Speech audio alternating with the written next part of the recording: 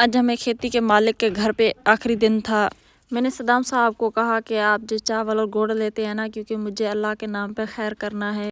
मैंने पतीले में पानी उबलने के लिए रख लिया, उसमें मैंने गुड़ भी डाल दिया ताकि गुड़ जो है बहुत अच्छे से पिघल जाए। इतनी देर में मैंने जाके चावल वगैरह धोकर चावल बना के मुझे जो अपनी घर की पैकिंग भी करनी थी, सामान सारा पैक करना था न्यू घर में जाने के लिए। माशाल्लाह पानी उबल गया था, उसमें गुड़ जो सारा पिघल गया था। मैंने इसमें चावल डाल के और जो चावलों को अच्छी तरह से मिक्स करके हल्की आंच पे छोड़ दिया पकने के लिए।